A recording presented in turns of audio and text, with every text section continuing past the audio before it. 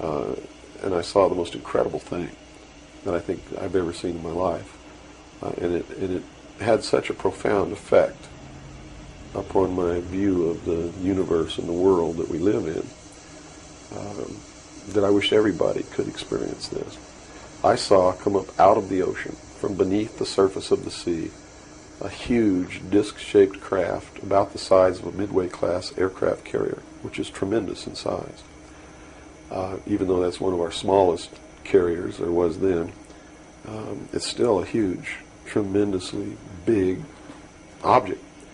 Came up out of the ocean and rose into the air and tumbled on its axis and went up into the clouds, and I was awestruck, dumbstruck. And I mean dumbstruck, literally. I could utter a sound. So I decided that I had to tell the public and get people on the right track, which is, the right track is don't believe anybody. Okay. Don't believe me. Don't believe George Bush. Don't believe anyone. You got to go out and you got to get proof in your hand before you can believe anything. And to do otherwise today is the biggest mistake that it is not our government, though you have to understand, that is doing these things. It is not our government that's failing us. It's not the Constitution or the Bill of Rights that's a bad instrument. It is a group of men who belong to secret societies, who have infiltrated our society and our government at all levels and are destroying it and subverting it from within. It's one of the things that has been an illumination to me, is that they're not always wrong. And many of their goals are the right goals, but the method that they're using to reach that goal is the wrong method. In other words, if you set out to create a perfect world where there will never be any more killing, but to reach that point, you kill 2 billion people, you have become what you're trying to avoid. Right. And it can't happen that way. If you want to create a world of peace, it has to be done by peaceful methods. Means. Yeah, if you murder someone to destroy a murderer, you have become what it was you set out to destroy, and thus it wasn't destroyed at all. It was perpetuated by that very action, and that's what these men are doing. It sounds pretty hopeless. I mean, based on that scenario, is there anything, any uprising or what? Yeah, there is, but it requires that people wake up. It requires that they really learn the truth instead of live their life in fantasy land. You see, because nothing can exist without the consent of the people. Unless they buy it, it's not going to happen. And all of these plans lead to the public's ultimate acceptance of what they're going to do. In fact, they're designed to make the public ask for it. Consider you to be a threat unless you develop a large political following. Oh, okay. So, unless you have a large political following, you're not considered to be a threat to them. Because they figure that people are too stupid to listen to you anyway. And generally, they're right. So we're in the process of educating people then. Yeah. Is the best thing. Education is 60 or 70% of the battle. Yeah. Because people automatically begin to do the right things once they, well, number one, learn what the truth really is, get away from the fantasy that you've been living, educate other people, those you know, your family. Once that begins to happen, it spreads. If you don't participate, you can't complain. If you don't help cook the meal, you got no right to bitch about it. You got to sit down and eat what's put on your plate. If you don't like that, then you should have been in the kitchen helping to prepare the meal, helping to plan it, helping to prepare it, helping to serve it. If you want to sit on your butt in the living room while somebody else prepares the meal for you and decides what it's going to be and puts it on the table, it's too late to say that's not what you wanted to eat. It's too late to say it's not cooked the way you wanted it to cook.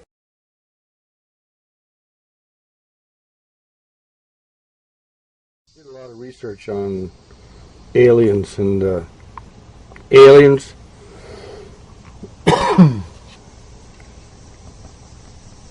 They come from demons. I'll put some links in here where you can see that research, but I wanted you to see some people that are totally deceived, or at least one individual. But he's deceived with a reason. That's the scary part. because it's the deception goes to a media outlet that basically presents it to the entire nation, and in some cases the world. This is it. Over time and time again on these things as you're trying to get the word out that, you know, you're a pretty aware person, you know, as far as that, but you just like go, well, I'm trying to get the word out, maybe I'll get screwed, maybe I won't, but I'm just going to go for it anyway. Is that your attitude, or what? Well, it's been my attitude. Now my attitude is I just don't want that to happen anymore, you know. Mm-hmm. So I'm very reluctant to believe what anybody tells me anymore. Right. But have you developed an intuitive sense, perhaps, now? I mean, 'cause you know how that can do. It can start shutting you down from certain experiences or certain places where you might need to be. That's true, and to a certain extent, I have an intuitive sense of where somebody's coming from, but it doesn't always work. Uh-huh. You know, that's what makes a con man a good con man, is that you get the perception that they're telling you the truth. Okay. And so someone who's really good at it Right. can snow you. Or me, anyway. I don't know about you. Hold on 1 second. Let me grab my...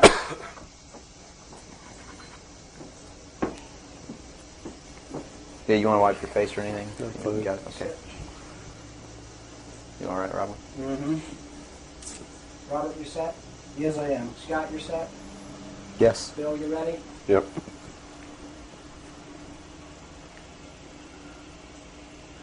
Bill, well, thanks for agreeing to the interview. First of all, a little bit about your background. You had extensive military service for many years prior to 1970, where a certain aspect of that military service kicked upstairs, so you were able to see certain things that you were not able to see beforehand. Would you tell us a little bit about that? It actually started much longer in my past than that. I was reared in a military family. My father's an Air Force colonel. He's retired now. He was a command pilot. And as a child, I remember sitting around I remember the pilots at our house sitting around the kitchen table talking about their exploits in the cockpit and what they had seen in the skies. And some of that talk involved UFOs and what some of them called Foo Fighters. And I traveled all over the world, lived on military bases for most of my life. I was really an indoctrinated individual, you might say. I was as establishment as you could get, as gung-ho, pro-government, pro-America, pro-military. And that's why I went into the military, because that had been so much of my life. I went into the Air Force. I was in the Strategic Air Command for 4 years as an aircraft and missile hydraulic technician, which is, I worked on the pneumatic and hydraulic systems of B-52 bombers, KC-135 aircraft, and Minuteman missiles. I had a secret security clearance. That's where I saw my first atomic bomb. I mean, we worked around on these planes, especially the ones on the alert pad, were always loaded, ready to go drop these bombs at a moment's notice. But while I was in the Air Force, I met sergeants, men who were older than me, and had been in the Air Force for quite a while, told me that they had participated in projects that had recovered crashed extraterrestrial craft, what you call UFOs. And they never told these stories unless they'd had quite a bit to drink. So I never really believed it. I thought, well, these guys are running a scam on me, you know, even though I'd heard about these things when I was a kid. I just still didn't believe in them. It's just so far out in left field, it's not something that you really give any serious thought to until something personal happens, which came later. While I left the Air Force, I went into the Navy, which is really where I wanted to be in the first place. I'd always had this tremendous feeling and connection with the ocean. I was an excellent swimmer, but I had a problem as a child. I had chronic motion sickness. If I got in a car and we went on a long trip, I got deathly ill, and same with boats or anything. I couldn't ride on the things at the carnival that went around and round because it just made me tremendously ill. But I decided after I had gone through the Air Force experience that, sick or not, I was going to go in the Navy because that's really what I had wanted to do. So I did. Volunteered for submarine duty and was assigned to the USS Tyru, SS-416, which was a diesel-electric boat, World War II type, that had been reconfigured. When I went on board the boat, it was in the dry dock at Pearl Harbor Naval Shipyard and had literally been cut in half. They put in a 12-foot sonar section and then 3 domes on the deck for triangulating targets using sonar. And this was really one of the most up-to-date electronically submarines that we had. Wasn't a nuclear submarine, but as far as the ability to approach, get close to a target and destroy it, it had a better capacity to do that than any other boat that we had. While we were on a transit from the Portland-Seattle area on the surface, I actually saw, I was the port lookout, and I saw the most incredible thing that I think I've ever seen in my life. And it had such a profound effect upon my view of the universe and the world that we live in, that I wish everybody could experience this. I saw come up out of the ocean, from beneath the surface of the sea, a huge disc-shaped craft about the size of a Midway-class aircraft carrier, which is tremendous in size. Even though that's one of our smallest carriers, or was then, it's still a huge, tremendously big object. Came up out of the ocean and rose into the air and tumbled on its axis and went up into the clouds, and I was awestruck, dumbstruck. And I mean dumbstruck literally. I could not utter a sound. And my first impulse was to tell the officer of the deck that I'd seen a flying saucer, and then luckily for me I couldn't talk because on second thought that's not what I really wanted to say, because I didn't want to be the only Looney Tunes character on a submarine with a tight-knit crew that you had to live in close quarters with, because that's a hell of a way to live. So I told the officer of the deck that I'd seen something about 15 degrees off the port bow at a relative distance of about 2.5 nautical miles. And he began to look in that area. And the starboard lookout had heard me tell him this, and he began to look over there. And while we were all three watching, either the same craft or another one exactly like it came down out of the clouds, tumbled again on its, why it did this maneuver, I don't know, but every single time it did it. It's like it came down in this attitude, and then it flipped over, and then entered the water. And the water just appeared to open up in front of it. It's just like the account in the Bible about the parting of the Red Sea. That's exactly what happened. The sea actually parted, and this thing went into the water, and it closed up behind it. And this big spray went up into the air. But it wasn't a spray from the craft hitting the water. It was a spray from the water coming back in to fill up this hole that had been created. And again, I'm thinking, this is incredible. What are we looking at here? And it was metal. It was a machine, and it wasn't glowing or anything like that. It didn't have any lights on it that we could see. But it was obviously metal, and it was obviously a machine. And although I can't tell you that there was anyone inside of it, I believe that there was. And it did something that, as far as I knew, was absolutely impossible. I'd been in the Air Force. I'd worked on the state-of-the-art of our aviation capabilities. And here I was on the deck of a submarine in the conning tower, and I knew what we had to be able to have to go underwater, and I knew that the two were incompatible.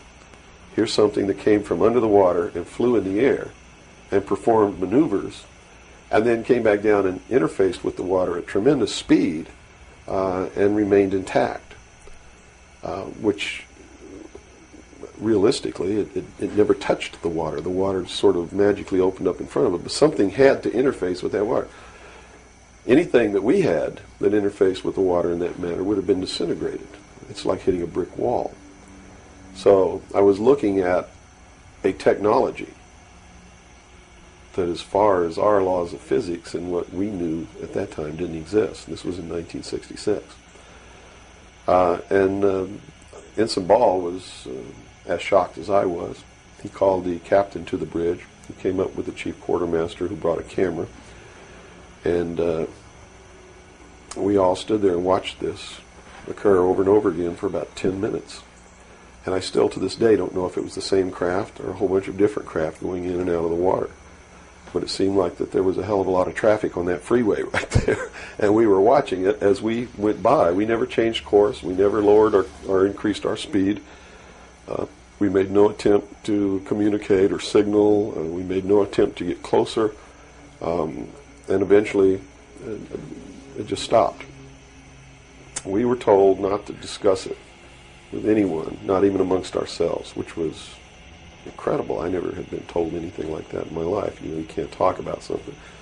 And to be told that we couldn't even talk about it amongst ourselves was even more extraordinary, I thought. But we didn't. We didn't talk about it.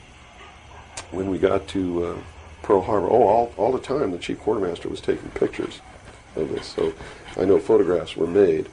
What happened to those photographs, I have no idea. But when we reached Pearl Harbor, we were not allowed to go ashore to go on liberty, even though we didn't have the duty. And about 2 hours after we berthed at the submarine base, a commander from the Office of Naval Intelligence came on board and debriefed each one of us individually in the captain's stateroom. And the ultimate outcome of the debriefing was that we didn't see anything, we didn't hear anything, and we had to read rules and regulations that told us that if we ever talked about what it was that we didn't see, that we could be imprisoned, we could be fined $10,000, we could lose all pay and allowances due or ever to become due. And I learned at that moment that the United States Navy didn't want anybody to know about what we saw, and that severe consequences could come down around the neck of anybody who did. And that was when I understood fully that, yeah, there's a real cover-up. These things do exist, number one, and at least the United States Navy doesn't want anybody to know about it. And there's stiff penalties for anybody who bucks that. Mm-hmm. Moving forward a few years from, 1966, I believe, you gained a special security clearance that revealed to you certain documents, or were revealed to you, or that you saw, yes, relating to this very cover-up. To this and many other things. I was eventually trained by Naval Security and Intelligence, and I was given a secondary NEC, which is Naval Enlisted Code, which was 9545, which is Internal Security Specialist. And an internal security specialist is someone who protects classified information and protects areas, so to speak. And I had a specialty, which I was trained in, which was Pacific Area Intelligence Briefings. And I was eventually assigned to the Commander-in-Chief of the United States Pacific Fleet, who was Admiral Bernard Clary at that time, and served as a member of his intelligence briefing team. And basically all that means, we really had a wonderful job. You come in about 4 o'clock in the morning and you go through all the message traffic and everything. And what you do is what we did was that we prepared an updated briefing on everything that was happening in his half of the world, which he commanded the naval forces and marine forces, as a matter of fact. And put all this together in a briefing where we would update him on ongoing operations, brief him about operations that were scheduled to begin, political situations, deployment of Soviet forces, naval forces, everything. And after the briefing was finished, between 8 and 10 o'clock in the morning, then we were done. We were finished. So it was what you call fat cat duty or gedunk duty in the Navy. It's got all different kinds of names. It's just really a wonderful job. Now, to be able to function in this job, I had to have a security clearance, which gave me access to the information that I had to need to know to help prepare these briefings. And when I first was assigned to the command, I was attached to the OPSTAT office under Lieutenant Commander Mercado, which was operational status reporting. and while I waited for my security clearance. And it took 6 months to get it. What I eventually ended up with was a top secret Q clearance with an SCI attachment, which means sensitive compartmentalized information, and there were no blocks. In other words, there was nothing confining me to only certain compartmentalized information. I had access to whatever the admiral and his staff had access to, because we had to prepare briefings and brief these people on all of these things. And I'm sure that at first I was tested and wasn't shown a whole lot, but eventually when they began to have confidence in me, I began to see things coming across my desk that were just absolutely incredible. And a lot of it is really hard to talk about because it's so far outside the normal concept of reality for the average American that they're going to find a hard time believing any of it. Mm-hmm. But I saw documents that were labeled under the classification top secret, and the compartmentalized the compartment that was put into was called MAJIC, M-A-J-I-C, mm-hmm. which told me that UFOs are real, which I already knew. I'd seen one. Right. But this went farther than that. It told me that they were extraterrestrial in origin, that there were 4 different extraterrestrial species or races visiting this Earth, and that they had actually entered into an agreement with the United States government with one of these species of alien beings to exchange technology, and it told me all the projects that was underneath this. Project Red Light was actually the testing of extraterrestrial craft. Project Plato was a diplomatic project. Pounce was the recovery of technology. Pluto was the application of that technology to our own secret space program, not the public space program. There are 2 different space programs.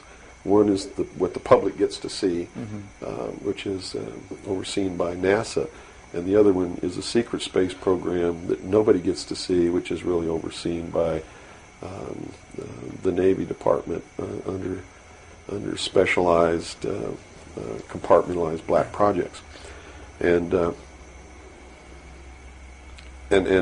what these people are doing in secret is just absolutely incredible. I also saw documents under an operation called Operation Majority, which outlined the plans to bring together a one-world government. It also included extraterrestrial information within that. Project Grudge, which was the second project. First was Sign, and then Project Grudge, which contained all of the extraterrestrial information up to a certain point. I forget the year cutoff. And then it was contained after that in another project called Project Aquarius, which was the accumulation of the whole history of alien interaction on planet Earth. But I have to say at this point that I don't know if those documents were really telling the truth or not. They could have been showing me these things so that eventually I would go out and talk about this. And maybe that'll become clear to you later why they may have done that. It could be real. So, mm-hmm. But at this point, from a personal standpoint, what was it that, based on your experience in '66, and they said, absolutely do not reveal this to anybody, and here we are a few years later, and you're seeing documents that prove that what you saw was real. Mm-hmm. What was the one factor or a number of factors that led you to the decision to say, I've got to get this out, I've got to tell people about this? I saw contingency plans called Majestic. And these contingency plans were to, first place, a contingency is a plan that can be implemented if certain things occur. Right. And the certain things that would have tripped this contingency plan are, number one, the public sector is getting too close to the truth, so they have to implement this to get them steered off the track. Or number two, we don't want to tell the public the truth about the alien presence, but there's so much alien activity occurring that the public is on the verge of finding out anyway. Let's tell them this story so that it doesn't cause consequences that we don't want. Mm-hmm. And that plan was called Majestic. I was in a bookstore one time. I'd never seen UFO magazine. Didn't even know it existed. In fact, I didn't even know that there was a UFO culture in the world of people who study UFOs or worship UFOs or have little UFO meetings. I had no idea that that was occurring. I was in a bookstore one time and I was looking at the magazine rack. I'm an avid reader and I'm always in bookstores. And this one day I saw a magazine just popped right out at me, at UFO. And I picked it up and I looked inside, and here is Majestic, all right there. And even the people who had been named to implement the plan were the ones who were actually implementing it. William Moore, Stanton Friedman. I'd never heard of Jamie Chanderay, but he was named, and they had brought out a supposed genuine document called the Eisenhower Briefing Document, which in reality is a fraudulent document. It's a fake, and it was created to implement the plan Majestic, to either indoctrinate the public on what the government wants the public to perceive as happening, or to steer researchers away from the truth, or both. So this wasn't revealing the plan of Majestic, but it was actually implementing the plan. Implementing the plan against the public. It was a psychological operation against the public. So this is what you saw. So immediately my head began to spin around, and I began to think, God, I've got to tell people that they're being manipulated. This is a lie. And it really, if the public were using their own intellect, they would know that it was a lie. The executive order quoted for this document was 92,000 something. I believe it was 92447, which is 92,447. And it was supposedly written by Truman. But Truman never wrote an executive order higher than 9,000. I mean, even today, there's no executive order with the number 92,000 on it. They've been consecutive since the beginning. So it was clearly fraudulent. So it's clearly fraudulent, but the public doesn't catch on to this. And here you got Stanton Friedman, one of the guys who implemented the contingency plan, Majestic, running around the country telling everybody it's not an executive order, it's a date, September 24th, 1947, which it very well could be a date. But it's listed in that document as being an executive order of the President of the United States, Harry Truman. And because of that, it's fake. And many other things. But specifically, that is the most glaring proof of fraudulent intent in the document. There are many other things in the document that also prove it's a forgery. But here they are. They're running this contingency plan, and here I am. I know all about it, and here's the public out there biting on it. They even ran that thing in the New York Times, like a 2 or 3 page spread showing all the documents. So it had tremendous credibility lent to it by that action. And so I decided that I had to tell the public and get people on the right track, which is, the right track is don't believe anybody. Don't believe me. Don't believe George Bush. Don't believe anyone. You got to go out and you got to get proof in your hand before you can believe anything.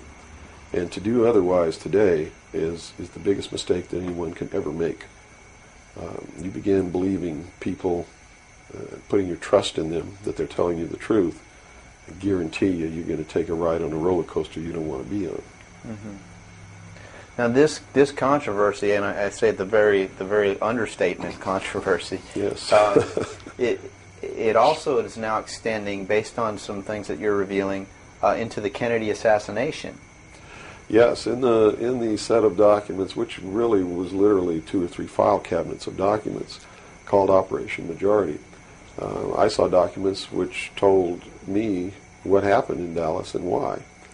And basically what these documents said was that the intelligence community felt that John F. Kennedy was a threat to the national security, which translated into reality means was a threat to the New World Order, the one world government which they were actively in the process of forming.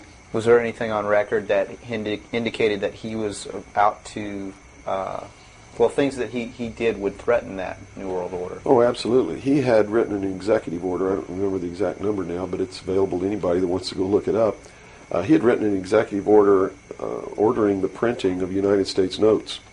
which would have broken the back of the Federal Reserve, which is one of the major instruments of propelling the United States into the New World Order by destroying our economy, the basis upon which we live, the basis upon which our whole society is founded, is being ripped right out from under us. That was one. Number two, he refused to provide air support for the invasion of Bay of Pigs, which ensured that that would be a failure. He had threatened publicly on several occasions to disband the CIA and scatter it to the thousand winds. He had ordered, in the documents that I saw, he had ordered the intelligence community to prepare a plan to disclose the truth about UFOs to the public. Now, I don't know what that truth was. Could be that maybe there are no extraterrestrials. But whatever the truth was, he had ordered a plan to be prepared that disclosure was going to be done according to that plan within the following year. And the intelligence community considered that to be out of the question. And according to the documents that I saw, his assassination was ordered by the policy committee of the Bilderberg Group, which is really the secret world government, and was carried out by agents of Division 5 of the FBI, the Secret Service, the Central Intelligence Agency, and the Office of Naval Intelligence, of which I was a part, in Dallas. And it said that the assassin, the man who actually administered the head wound, was the driver of the car, William Greer, a Secret Service agent, who used an assassination pistol built by the CIA for assassinations that was really an air gun that fired an exploding pellet or could fire a small hypodermic needle or a poison dart using any one of many different deadly poisons. Specifically, it said that he fired an exploding pellet which contained shellfish toxin, and that the act was plainly visible in a film withheld from the public. I looked for 16 years to find that film, and I finally found a copy that showed William Greer turn around and shoot the president. And since 1988, I've been showing that film wherever I'm able to show it to wake people up. It is not our government, though you have to understand, that is doing these things. It is not our government that's failing us. It's not the Constitution or the Bill of Rights that's a bad instrument. It is a group of men who belong to secret societies who have infiltrated our society and our government at all levels and are destroying it and subverting it from within. And every member of naval intelligence that I knew who was an officer was a 32nd or a 33rd degree Freemason. And I asked my commanding officer at one point, I said, why are all you guys Masons? He said, Masons are used to keeping secrets. It's part of their fraternity. So if you want someone who already knows how to keep a secret, you recruit Freemasons. Well, later on, I found out what the truth is. The truth is you're not going to be a naval intelligence officer unless you are a Freemason or a member of the Ancient Order of the Rose and Cross, but you have to be high degrees for that. I think the reason I was selected as enlisted man is because I had belonged to the Demolay Society. Which is what? As a teenager. That's sort of the first level of Freemasonry. That's how they recruit teenagers and indoctrinate them into their principles so that they go right into Freemasonry when they become an adult.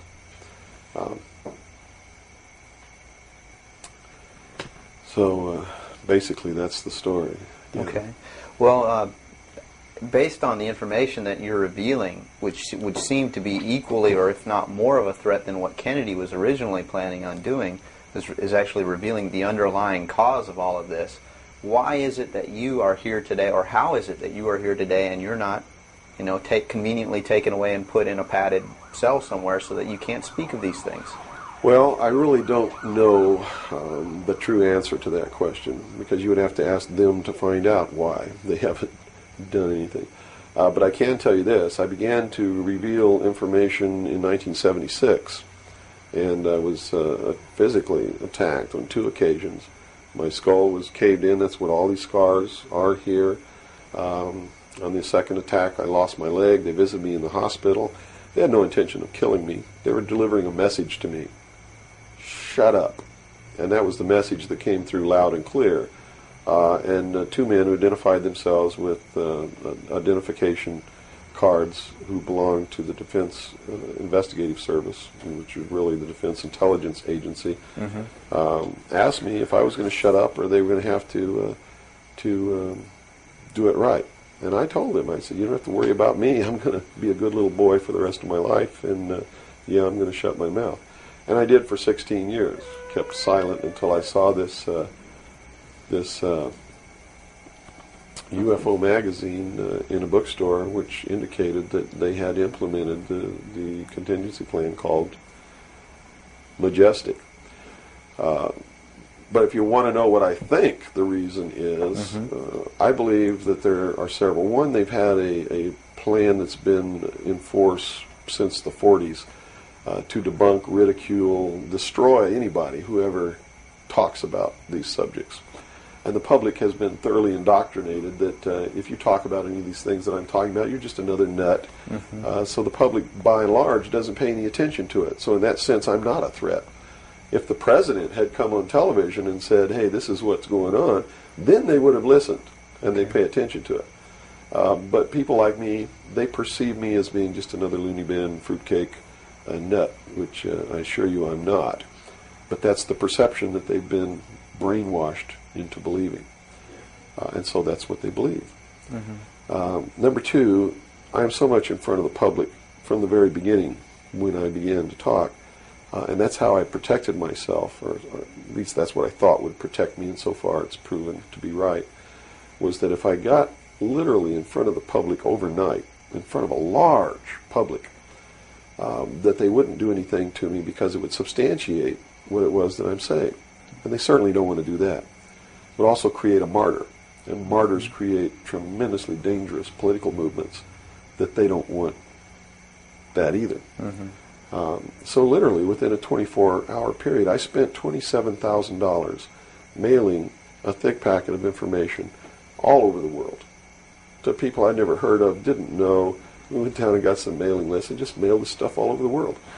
And so literally, when people opened these packages in their mailbox, and it was a perfect plan because they couldn't stop it. They didn't even know I was going to do it in the first place. And since we sent it all over the world, once it was out, there's no way they could retrieve it. At least no way that I can conceive of. So literally within 24 hours, I was a public presence. And people were asking all over the world, who's Bill Cooper? Is this true? Look what I got in the mail. And just literally flipped the world over on its ear. And I've been in front of the public ever since. So I think basically those are the reasons. They don't believe that the public's really going to listen to me, and so far that's been true. There is a small group of people all over the world who are awakening, who are beginning to understand that they've been living their life in fantasy land, and who are actively seeking the truth. But by and large, when the secret power structure says, as I've put in the first chapter of my book, right out of one of their own technical manuals, that a nation or world of people who do not use their intelligence are no better than animals who do not have intelligence, and thus are stakes on the table by choice and consent. They're absolutely right about the majority of people. It's one of the things that has been an illumination to me, is that they're not always wrong. And many of their goals are the right goals, but the method that they're using to reach that goal is the wrong method. In other words, if you set out to create a perfect world where there will never be any more killing, but to reach that point, you kill 2 billion people, you have become what you're trying to avoid. Right. And it can't happen that way. If you want to create a world of peace, it has to be done by peaceful methods. Means. Yeah, if you murder someone to destroy a murderer, you have become what it was you set out to destroy, and thus it wasn't destroyed at all. It was perpetuated by that very action. And that's what these men are doing. They rationalize everything they do so that they feel better about it. But what they are doing is becoming what it is that they want to get rid of. And the world will never be a safe place for anyone as long as there are men who do these things. Very eloquently said. Thank you. Thank you. Your message to people, once again, is don't believe anything. How right. is it that the public can find this and search for this truth on their own if they can't believe anything or anyone? What can It's you all do? it's all in the public sector. It's all available to anyone who actively and diligently seeks it out.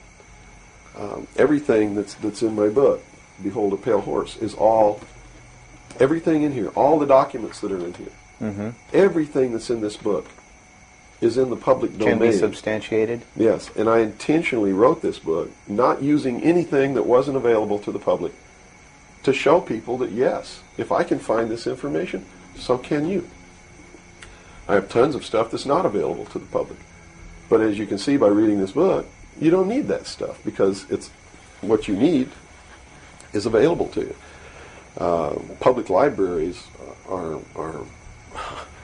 overflowing with the proof of what's really going on in the world, but nobody really utilizes it to the extent that they're able to pick this out and put it together. Another thing I've done for people is I've put it together for them so that they can see the overall picture rather than looking at small things and thinking that it's isolated. Nothing is isolated. It's all part of a big puzzle. And the puzzle is coming together, and when the puzzle is assembled, it's going to be a one-world totalitarian socialist government that nobody's going to like except the people that are running it. It's Hitler all over again. And the rationalization is we're going to create the world without war. The utopia. The utopia. But they will never create that utopia because they're not dealing with the problem that makes them want to create it, and that is the inherent flaw in each individual human being that makes us do the things that we do. Until that's overcome, there's never going to be a world without war or without rape or without killing or without robbery, and anybody that thinks that there is has already gone off the deep end. So the method is, here, I'm going to hold a gun to your head so you won't rape, you won't kill. That's right. Yes, okay, I understand. The title of your book, Behold a Pale Horse, what significance does that have? What are you saying with this title? This title is from the book of Revelations, because I have to tell you this, and you may think I'm nuts if you want to, but this is the truth. Either these men are following the book of Revelation. The book of Revelation is in the Bible. They're either following it, just like a plan, and bringing the prophecies in there to pass to manipulate and control those who believe in those prophecies and neutralize them, so to speak. In other words, if this is written in the Bible and God has ordained it, who am I to resist? It must come to pass, so I'm not going to try to stop it. Okay. What a perfect way to neutralize the opposition right off the bat. Or there really is a God, and what he said was going to come to pass is coming to pass.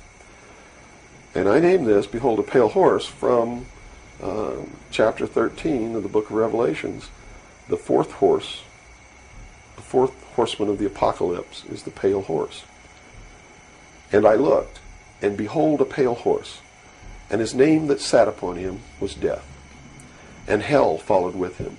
And power was given unto them over the fourth part of the earth, to kill with sword, and with hunger, and with the beasts of the earth.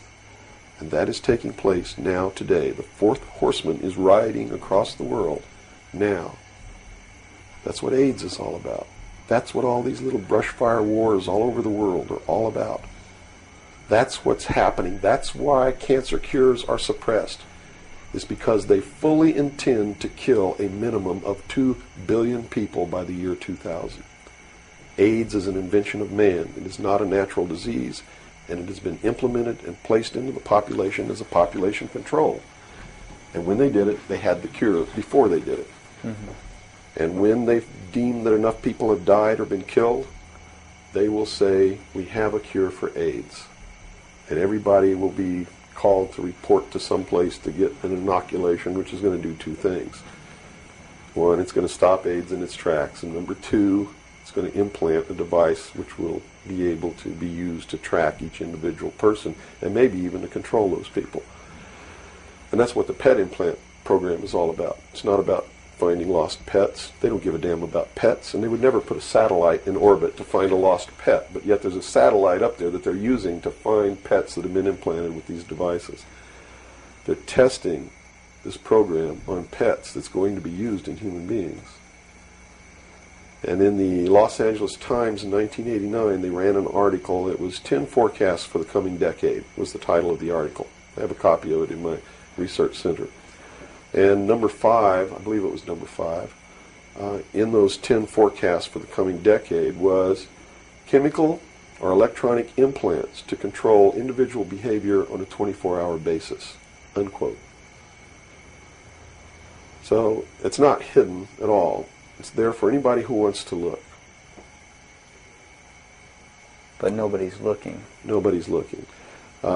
They believe, and I believe that they're right, that the biggest danger to mankind right now is man himself, population.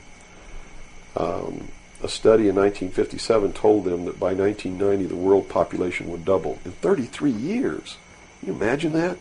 The world population of human beings doubled in 33 years. Mm-hmm. And they knew that it's an exponential doubling. Throughout history, every time it's doubled, the interval has gotten shorter. So that was 33 years. The next doubling will take place in approximately 28 years. The next one after that, approximately 24 years. Can you imagine if the world population doubles again in 28 years from 1990? In other words, in the year 2018, the world population doubles. And we're having problems with food supplies and timber and clean water and clean air now. And then after that, it doubles again in another 24 years. That's why they created AIDS. Because they didn't want to have to go around the world and say, you, and you up against the wall, you've got to die today. And shoot them. They did it in a manner to where they could target what they consider to be undesirable populations. And I want to be very clear that I don't agree with them on this. They specifically targeted blacks, Hispanics, and homosexuals for complete eradication. And AIDS is really going through those populations, and it's really doing a number on blacks, Hispanics, and homosexuals. That theory has made news. I've heard that before, and, well, and it's this been isn't a debunked theory. very clear by the public, saying, "Oh, that's ridiculous." But you're saying that that may indeed be the case. It's not ridiculous. I actually saw this in documents, and the project name was Project Naomi. MK Naomi was the name of it. It was a CIA project. The AIDS, whatever causes AIDS, whatever that turns out to be, according to those documents, was developed at Fort Detrick, Maryland, under a CIA project called MK Naomi. It was financed by $10 million for the Department of the Army's biological warfare programs. It was carried out, supervised by the CIA, carried out by scientists who worked for the Special Operations Division of the Department of Defense. And it's doing its job. And would you assume if AIDS doesn't work, there's a contingency plan for that even? Well, I think that they have other things out there working concurrently. One thing I've learned about these men is they don't just do one thing. In case the public discovers what they're doing, or discovers that somebody's doing, whether they know who's really doing it or not, and stops it, what they have running is several concurrently running plans, so that if one or two fail, the other ones are going to take care of the problem. It sounds pretty hopeless. I mean, based on that scenario, is there anything, any uprising or what? Yeah, there is, but it requires that people wake up. It requires that they really learn the truth instead of live their life in fantasy land. You see, because nothing can exist without the consent of the people. Unless they buy it, it's not going to happen. And all of these plans lead to the public's ultimate acceptance of what they're going to do. In fact, they're designed to make the public ask for it. For instance, the burning of the rainforest in Brazil. I know people who are just up in arms. Stop this. We've got to stop the burning of the rainforest, which is exactly what the burning of the rainforest is designed to do. Because Brazil is a sovereign nation, right? How can you tell a sovereign nation to stop burning its own forest? You can't. What they're asking for is control over a sovereign nation by a world governing body who can then send troops a police force to make Brazil stop burning the rainforest, and that's why they started the burning of the rainforest in the first place. You see, they went down there and they built a road across the Amazon jungle that went nowhere. There was no reason for this road to be built. There was no place to go. It doesn't go from here to a city on the other side. It just goes across the jungle and ends. And they built this road on purpose because they knew that most of the people in Brazil are so dirt poor that they would see this road as the answer to their prayers. Free land, free timber, a way to support their family, a way to become wealthy, or at least more wealthy than they were, which was no wealthy. Mm-hmm. And that's exactly what happened. Millions of people headed out down this road and staked out some land and burned the forest and tried to grow crops. And they found that rainforest is no good for growing crops. It'll grow one crop, and then you got to go burn more trees and plant another crop because the soil is poor. And that's what's happening. Mm-hmm. And that's why the forest is being burned. And it was done intentionally to create the scream of stop burning the rainforest, so that then they could offer the solution. The solution is a world governing body that can then order and enforce that order of Brazil to stop burning so the rainforest. the green movement worldwide is As now a manipulation. just a manipulation. Yes. Of now it's been proposed time and again too that big business is behind things like this, and that would represent a capitalist approach. But what you're saying is we're heading toward a socialist approach based on this scenario. You have to understand the difference between capitalism, socialism, communism, what all of these things really mean. You have to understand what the difference is between right wing and left wing. People, they use these phrases all the time, and they don't even know what these things mean. And it's just incredible to me to hear a socialist calling someone else a Nazi. Because Nazi means National Socialism. So here's a socialist calling a right-wing guy a Nazi, when what he should be calling the right-wing guy is anarchist. People on the right want no control. Mm-hmm. They're really anarchists. Okay? So they would, in theory then, or in fact, be in opposition to this ultimate movement. Yes. Whereas in appearance, they would be the ones behind it. Well, when you have a misunderstanding of what the terms mean, yes. Okay. Right-wing on the far right is total anarchy. They don't want anybody controlling anything that they do, and they believe that people are responsible enough that the world can exist without government. Okay. Or the very minimal government that it would take to. On the far left, on the other hand, they believe that the government should be in total control and should be supply man with all of his needs. Well, creating a whole society that's dependent. Right. A republic is somewhere in the middle. It's governance by laws. Laws are decided by representatives who are elected by the people. And according to the theory, the representatives will do what is right, whether they get elected or not, because it's not really a democracy. A democracy is far left. People don't understand. We don't live in a democracy. This country is not a democracy. It is a republic. A democracy is ruled by the mob. The mob always votes themselves every kind of benefit that they can vote themselves. And whenever you do that, it means large, tremendously overpowering government in control. They vote themselves into dependency. That's it. They vote themselves into a dictatorship is what they do, where they lose all of the benefits that they intended to vote themselves into in the first place. Okay. And democracies are extremely dangerous to minorities, because if the majority of people don't like you, right, they're going to vote that they kill you, and they can, that's it. Democracies are dangerous. Democracies are socialists. Democracies are communism. That's what communism is. The definition of communism is everybody doing according to their talents and receiving according to their need. And it doesn't work. We already know it doesn't work. Men, by his inherent nature, is greedy. So those at the top always end up having everything, and those at the bottom end up having nothing in communism. Socialism is different. Socialism usually ends up in a dictatorship, in a very controlling dictatorial government which even owns the people that it governs, so that those who live in fear of not having are provided for what they need, and in turn they worship this oppressive government. Socialists are children who went out into the world, took a look around and said, I can't handle it, and went home to Daddy. Okay. Daddy, protect me. Daddy, feed me. Daddy, loan me your car. Daddy, tuck me in at night. Socialists are scared little children who are irresponsible, can't stand on their own 2 feet, and need Daddy to take care of them. Okay. Okay? And now we got the... But what happens when you go home to Daddy and Daddy does all these things for you? Tell me. Well, you never leave the home. You've not got no reason to. In other words, if you're being provided for in that way. You're being provided for, but what does it mean? Doesn't it mean that you have to do what Daddy tells you to do? True. Doesn't You're mean you have under to be his in rules. when Daddy tells you to be in. Doesn't it mean that you can't drive the car to the next town if Daddy tells you you can't.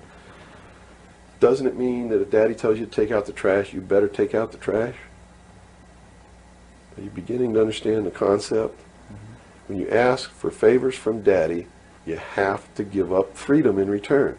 Right. Okay. So socialism always leads to repression of liberty, freedom, equality. All of those things fly out the window so that you can have free health care, so that you can have a place to live but you don't have to pay the rent, so that you can have food given to you by the state. And that's where we're headed. Right in this country right now, we're almost totally socialist, and now people are screaming for a national health care policy. Right. Health care insurance. Now, the other aspect, once again, I'd like to go into is the anarchy, or the right wing, which we just into that similar... Anarchists believe that they can be responsible, that they won't hurt other people, Okay. that your freedom never ends until it begins to infringe upon someone else's freedom, and that no one should have any control over that there should be no speed limits on the highways. The problem is that, again, just like on the socialist side, you have people over here that are human, and human condition means that ultimately somebody's not going to be responsible, that they're going to drive too fast when they've had too much to drink, and they're going to kill innocent people. The answer is a balance. You know, the law of the universe says this. It's the law of physics, really, and everybody can understand it. For every action, there is an equal but opposite reaction. There can be no good unless there is evil. There can be no man without a woman. You understand Right. the concept? Based on that, the theory of a utopia here on Earth is corrupt right away. Absolutely. It goes against the laws of physics. It goes against the law of the universe that there must be two opposing forces all the time in every instance, because that's what makes the universe work. That's what makes everything work. What we need to do is stop trying to go way over here and establish some utopia of freedoms, or way over here to establish some repression of freedom so that we make sure that we got something on the table to eat. And strike a balance between the two that works. And stop withholding information. What makes it difficult for anyone to succeed or live, or for us to really come together and have peace in this world, are all of these people who think that they are the guardians of the secrets of the ages and have only them have truly mature minds, so only them are worthy of knowing the secrets and the real science and the real metaphysics and all of these things. So they repress it and they keep it secret. So the rest of us live out our lives and we don't know the truth of what life is really all about. Therefore, we're always stumbling over each other and getting in each other's way and doing the things that we profess that we don't want to do, simply because we don't have access to the truth. If we had access to the truth... Now, I got to tell you this. Back when these men first began establishing these societies, these mystery schools, and suppressing information, the common man was uneducated, did not have an intellect capable of understanding these secrets. They were really beasts of burden, for the most part, and they lived their whole life in toil. Right. But things are not that way now. Most people have a good education. They have a good mind. They're capable of understanding if they're taught, and if they're taught correctly. And I think it's time to teach people what the truth is and quit hiding it, so that we can come together as one humanity and make a balance and live together in a balance. You know, evil's never going to disappear, neither is good. But we can maintain a balance and life can be good. Instead of swinging back in this tremendous battle between these two opposing, radical, extreme ends of the scale. That's got to stop. I've never understood why somebody would join together in this band of people and call himself a Democrat and not vote for anybody else if they're not a Democrat. That concept is beyond my understanding. And Republicans and Libertarians and Populists and Communists and Socialists and this and that, and blacks and whites and the Indians, and there are so many sects and groups and segments, and we're so fragmented that getting together is going to really be difficult. But we've got to do it. Because if we don't wake up and do it ourselves, these men who meet in secret and plot the manipulations are going to do it whether we want it or not, and they're going to do it at the point of a gun. And they're going to take away everybody's freedom because they don't consider us responsible, Capable of having that freedom. are capable, are even of using our intellect. So they'll put us in shackles and control us and force us to be peaceful. That's what the plan is, and that's what the New World Order is all about. Well, we've run from UFOs right to this, and at first a person might watch this and say, "Wow, this is really strange." But where we've come down to, based on that beginning, is quite in the realm of common sense. Well, it's not strange at all. It's what they've been trained all their life, that if they hear these buzzwords, they're listening to some loony idiot talk, and it has no substance to it. Once they get into it, though, and begin to understand that everything is interconnected, it's leading us toward one end, a one-world totalitarian socialist government, and begin to see it coming to pass all around them in their life, and understand that nothing happens by accident. It's been planned for many years. Then they begin to understand that UFOs play a big role in this. Because if they're real, it's the most significant thing that's ever happened in the history of man, and may be the driving force behind locking up the human race. Because how could a UFO land in a place like Macon, Georgia, and somebody who doesn't look like us get out, walk down the street? And I'm not trying to insult the citizens of the state of Georgia. What if they landed in Newark, New Jersey, and got out and walked down the street in a society that kills people because they sit in the wrong seat on a bus? I'd assume now that they'll know about us. Of course they will. They probably already know about you if you've been exposing the truth on your show. Would you assume that our phone lines would be bugged at this point? I don't know. I doubt it. They don't really consider you to be a threat unless you develop a large political following. Oh, okay. So, unless you have a large political following, you're not considered to be a threat to them. Not yet. Because they figure that the people are too stupid to listen to you anyway. And generally, they're right. So we're in the process of educating people then. Yeah. Is the best thing. Education is 60 or 70% of the battle. Yeah. Because people automatically begin to do the right things once they learn what the truth is. They're Robert, educated to it.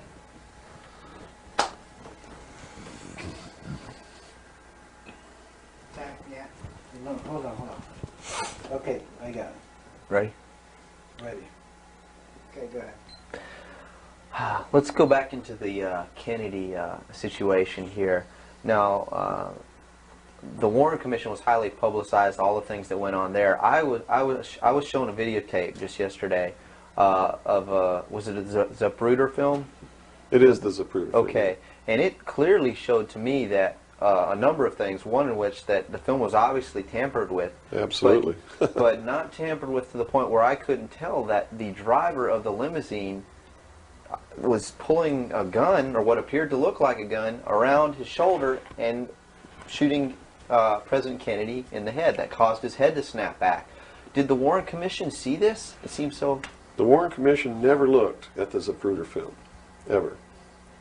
So they never saw it. Now, I don't know who testified during the Warren Commission about the Zapruder film, if anybody did. But I do know that later at the investigations of the House Select Committee on Assassinations, that a man was specifically hired as an expert witness to view the Zapruder film and tell the committee what it showed. And that man's name is Robert Groden. He wrote High Treason, which is a bestseller out now on the Kennedy assassination. And he was one of the many so-called technical experts for the making of Oliver Stone's film called JFK. He's also a fake, a fraud, a traitor, a liar. He was hired by the House Select Committee on Assassinations based upon his resume, which says, very simply, that he is the world's foremost #1 photo analyst, which is a lie. He never went to school in photography. He never was a photographer. He never was a photo analyst. And I got to tell you right now that the world's #1 foremost photo analysts are all come out of the military intelligence community, who are trained to interpret high altitude photography and learn what really is there. He never served in that capacity either. He looked at the Zapruder film and he told Congress, he told the committee in testimony, he testified, both in written and in verbal form, that William Greer never took his hands off the steering wheel. And that's a blatant lie. I mean, anybody can look at the Zapruder film and see that William Greer takes his hands off the steering wheel. And even if you couldn't see it, if they cut out the frames, you can still see that William Greer, if this were the seat of the car, is turned all the way around with his right side against the rear cushion of the front seat, looking directly at President Kennedy in this attitude, and it is a physical impossibility to have both hands on the wheel in that attitude. So we know that Robert Groden, #1, was not who he said he was, had no expertise to be doing the job that he was hired to do. #2, even if he had no expertise, it is plainly visible in the film that William Greer could not possibly have had both hands on the wheel. So we know that Robert Groden didn't make a mistake. We know that he intentionally lied to deceive Congress and thus the American people. And what's real strange about it is he's been very active in the research community, supposedly exposing the assassination of President Kennedy. But if you look what he does, he is constantly coming up with new theories, supposed new evidence, most of which is fake. And in his book now, High Treason, he makes a statement that Kennedy was probably hit from the front and the rear at the same time. His job is to keep the American people confused and propagate the lie that our government is no good, that it's our government who assassinated John F. Kennedy. And I'm here to tell you, it wasn't our government. It was the secret societies known as the Illuminati, the Knights Templar, the Freemasons, who assassinated John F. Kennedy. And the proof is right there for anybody who wants to see it. William Greer was a Freemason, #1. He was the Secret Service agent who shot Kennedy. #2, in Dealey Plaza, there's an obelisk, a monument commemorating the location of the first Masonic temple in the state of Texas. Dealey Plaza is on the 33rd parallel, which is one of the sacred numbers in Freemasonry. He was assassinated in a manner that assured the greatest flow of blood, which is called blood atonement, which was practiced by Freemasonry in the early days and supposedly is not practiced now. But in reality is the method of choice of execution, trial and execution by Freemasons. The Bilderberg group that orders his execution is the Supreme World Council of Freemasonry and consists of 39 permanent members, which is 3 times 13, which is also the exact number of men who signed the Constitution, 39. You see, our forefathers were also members of this secret group, and this country was founded to bring about the New World Order. And it's all in the Great Seal of the United States, which was, and that the design of the Great Seal was made law in 1782. It's just absolutely incredible that the American people don't understand that groups of men don't get together and meet in secret and take blood oaths which say that they can be cut open and their heart ripped out of their body and their intestines scattered over the floor if they talk about the secrets. That's not a benevolent fraternity. That's a dangerous group of men. Grown men don't play games like that. They're serious. It's the secret societies who are bringing about the New World Order. They're the ones who killed John F. Kennedy. There's nothing wrong with our Constitution or our Bill of Rights. But Americans are going to be convinced that our government sucks. And that's what all this stuff is all about. So at the beginning, the founders of this country actually did create what was I guess you could say, an above-board, good government basis for a good government. Yes. They gave us every tool to ensure the success. But it was an experiment, you see, because man had always claimed that he could rule himself, but had never been allowed to do that. Even in ancient Rome, they call it a democracy. The man didn't rule himself. He was ruled by other people who made man think he was ruling himself. But the truth was, a Roman centurion could march down the street and grab anybody they wanted to and make you do whatever they wanted to, or just execute you on the spot. And that was the truth of the matter. Those weren't free people. In the history of the world, there had never been a people who were truly free or who truly ruled themselves until the United States of America was created as a republic by which we ruled ourselves through elected representatives whom we sent to the State House, either in the States or to Congress, to do it. They also gave us every tool by which we would destroy ourselves if we weren't capable of doing it. The United States and France, the revolution in this country and the revolution in France, were created to bring about governments which would function as the antithesis to the kings and queens of the world and cause them to topple off their thrones. It also gave man a chance to prove once and for all whether he could rule himself or not. And if he could, fine. That would be the New World Order. If he couldn't, they built the tools into the Constitution to allow them to take it away from us. And those tools are the creation of the federal democracy within the boundaries of Washington, D.C., and the right to contract, through which, if we were irresponsible, we would contract to receive rights from that federal democracy and thus, in return, give up our freedom. And that's exactly what's happening. It's exactly what we've done. John F. Kennedy was short-circuiting the New World Order. He had ordered the printing of constitutional money, United States notes, which would have destroyed the Federal Reserve, which is not an agency of the United States government. It's a private corporation owned and operated by the world bankers, controlled by the Illuminati. And its purpose was to destroy the middle class in this country and thus our economy, and throw us at the mercy of the New World Order. And we see this unfolding now. You see it unfolding now. You are seeing, and I predicted this well in advance, you are seeing the destruction of the economy of the United States. And it will continue. It will not get better. It's downhill from here on out.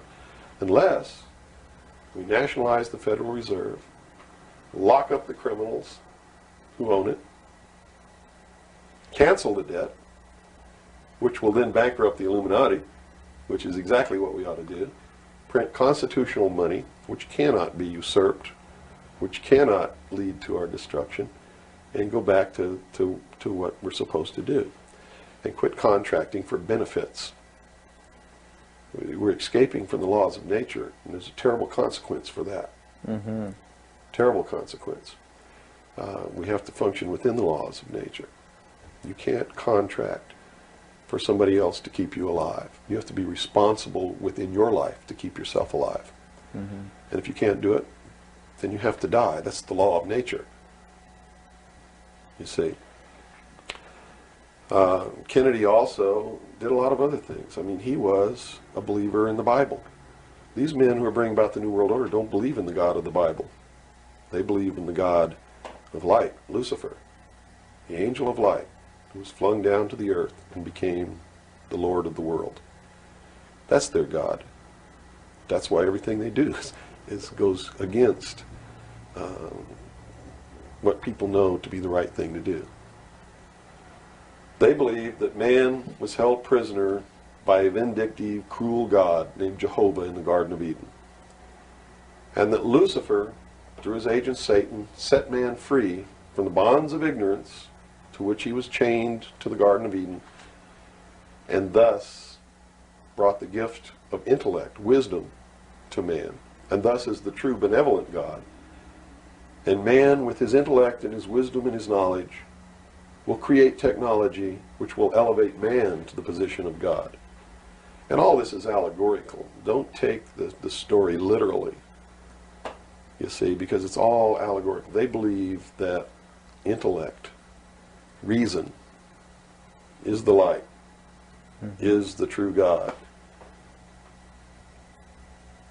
is what makes man God. And I'm not going to debate the right or wrongness of that, because who the hell knows. But I can tell you that they pervert whatever it is that might be divine about their philosophy by becoming what they profess to destroy. To destroy, yes.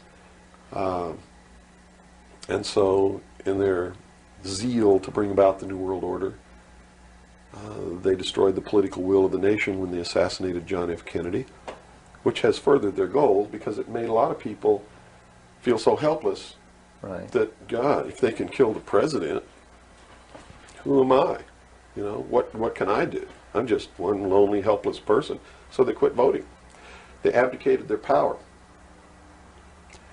And, of course, through agents like Robert Groden and many others, Oliver Stone, they're being convinced that our government sucks, that our government is the problem, that the Constitution doesn't work, that the Bill of Rights aren't real. We're playing right into their hands, in other words. We're playing right into their hands, because there's nothing wrong with the Constitution or the Bill of Rights or our government. The people. You see, it's been infiltrated. And from within, they are eating at the heart of this nation like a cancer, this secret society. They are destroying it. They are subverting it. Our Constitution has not been allowed to work since 1945, and maybe even earlier. And they have been working behind the scenes to bring about a one-world, totalitarian, socialist government with the Communist Manifesto as its platform, through the United Nations, which was created by this nation from an older organization called the League of Nations, which was the original foundation. And at the highest levels of our government, the Constitution's already been scrapped, and they are working under the aegis of the UN Participation Act and the United Nations Charter. Which says what? Which says that there are no rights, there are only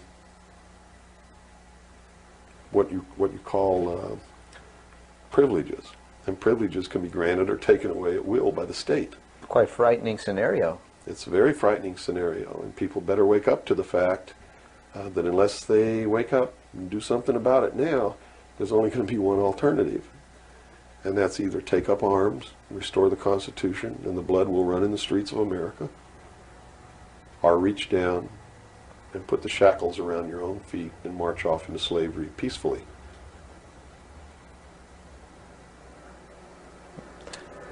Not going to be easy the coming years. Wow. Now, historically, this may or may not relate, but at least modern world, contemporary world history does not include the stories of Atlantis and Lemuria that go predate. How does that history, and why was that suppressed, or why is it still being suppressed? How might that affect what we are understanding is going on today, or is it related? Well, I'm not sure if a place called Atlantis or Lemuria ever existed or didn't exist. I don't really know. But I do know that the story that is told about the civilizations that lived there are something that we should listen to, because this whole scene may have played itself out before on this earth. And if you understand the theory, which I believe has been accepted as fact now, of continental drift, there may have been an Atlantis and a Lemuria, which had tremendously developed technologies and societies. And the same scenario that we're playing out now in this great stage called the world may have played itself out over and over again in the past for millennium. In my investigation of the mystery schools, the secret societies that are bringing all this about, that really control everything behind the scenes, I found that this is all about religion. And it's all about a recurring theme that is penetrated and is at the heart of every religion in the world. And that is a creator or a creatress who has a son that is sacrificed and then is resurrected and saves the world or saves humanity. It seems to be an archetype that is within us. And so that you don't go flipping out watching this tape. I'm a Christian. I believe in the teachings of Jesus Christ, even though it may turn out that he may have never lived.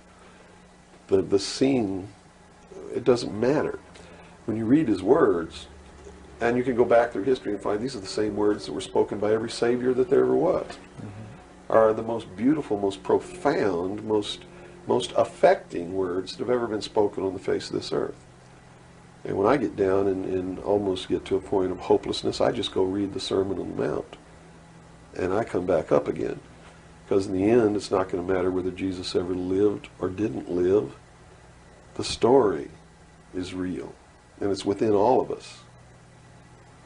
And it brings us to something within ourselves that is good. But these men don't look at that. They believe that the end justifies the means, that these stories are just stories, and that the real meaning behind it all is that man can transcend his animal state through the realization of intellect and the overcoming of all of his emotions and feelings and morals, guilt, all of these things. And I just can't go along with that because I believe it's our emotions that tell us when we're doing wrong. We feel it within ourselves. And a person without that capacity to feel when they're doing wrong becomes a sociopath, which is someone without a conscience who really believes that the end justifies the means and therefore has no pangs of conscience nor no reluctance to murder someone who gets in their way. Mm-hmm. And it's extremely dangerous. Now, do these people recognize the continuity of life? In other words, you have told me earlier that they're after physical immortality. They believe that through their technology, man will become God. With the power of reason, through technology, man will himself become God. They will engineer, just like Hitler wanted to do, the super race who will live forever. And the concept is the same, and the men behind it are the same as Hitler was. When they killed John F. Kennedy, it shows you what kind of men they are. Because they would not stop to kill anyone who gets in their way. And they've never stopped at it. Their goal, literally, to bring about the New World Order, will be to kill approximately 2 billion people before the year 2000. AIDS is one method of doing this. There'll be many more. As they solidify their control, everyone will be given a choice. They'll be presented with a new world religion. They'll be told to renounce Christ, renounce Buddha, renounce Muhammad, join the New World Order, join the New World Religion. If they refuse, they'll be executed. Very simple. And it won't bother them a bit. In fact, according to their belief, they believe they'll be helping these people. And in reality, they will. Because those people will transcend this physical state while they're prisoned here living forever. I feel sorry for them because those of us who will eventually die will transcend the pain and the suffering that goes along with this world. Mm-hmm. And they're so egotistical that they preserve whatever they do so that the diligent can find out what kind of men these men really are. For instance, the Kennedy assassination, I've been showing a film for 5 years that shows exactly who did it. I show you exactly where Oswald is on the film. He wasn't even on the 6th floor. He was standing in the doorway of the book depository building watching the motorcade go by. And it's incredible. At the same time, you said they would have everybody renounce religion. Yes. Have they as well been using it as a tool for their means? If you're a Christian, you'll be required to renounce Christ and join the New World Religion. And remember I told you before, no matter what your religion is or what you think, they are following the scenario in the book of Revelations to a T, right down to the last little bit. If you want to know what's going to happen in the future, if we don't wake up, and through the power of those, see, not one drop of blood ever has to be spilled, and no one has to ever put any chains on their legs or their arms, ever. If people just wake up and exercise what was given to us in our Constitution, the power of the vote, while we still have that power. So you say there is still a possibility for like one individual watching this tape to actually make a difference. You better believe it. How Yes. would that be so? Well, number one, learn what the truth really is. Get away from the fantasy that you've been living. Educate other people, those you know, your family. Once that begins to happen, it spreads. And then if the people decide that they don't want what they have in store for us planned, just through the power of the vote, they can make this country and the world whatever they want it to be. Whatever they want it to be.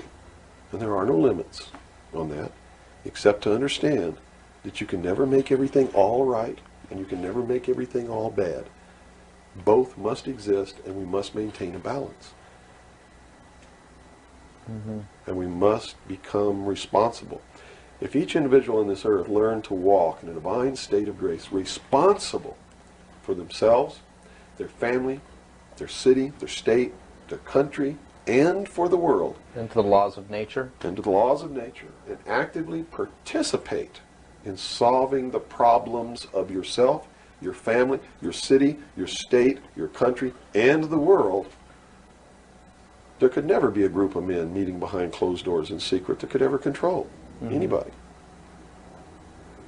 But by abdicating responsibility, by not walking in that divine state of grace, makes possible anyone meeting behind closed doors to bring about the world that they want. And the world that they want may not be the world that you want, or that I want, or that these people watching might want. If you don't participate, you can't complain. If you don't help cook the meal, you got no right to bitch about it. You got to sit down and eat what's put on your plate. If you don't like that, then you should have been in the kitchen helping to prepare the meal, helping to plan it, helping to prepare it, helping to serve it. If you want to sit on your butt in the living room while somebody else prepares the meal for you and decides what it's going to be and puts it on the table, it's too late to say that's not what you wanted to eat. It's too late to say it's not cooked the way you wanted it to cook. Well, that's very simple to understand. And That's right. You got to eat it because you have to eat to live. And I think that anybody can understand the meaning behind that little story. Okay, let's take a step back to the Kennedy thing now. So This is all about the Kennedy. well, yeah, it is. But just specifically about, once again, I want to bring up the film as well. Another thing that came to my mind when I viewed it is that the two Secret Service men, the driver and the person sitting next to him in the front, regardless of what they claim happened, obviously did not operate in a way that you were trained as a Secret Serviceman to protect the president. Shouldn't they have just driven that car right out of there, and the other guy should have done something to protect or look for who's shooting? You know, it just didn't seem to make any sense. How would the Warren Commission not? They didn't see the film, so I guess they didn't no one see was the brought. film by design, because if they saw the film, they'd have to be responsible for the decision that they made that Lee Harvey Oswald was a lone assassin. Okay. So I think they didn't see the film on purpose because they didn't want to have to be responsible for saying, Making hey, that look, decision. the driver did it, you know. They didn't want to make that decision. And in a letter that Lyndon Johnson wrote to the Warren Commission, he specifically said in the letter, you must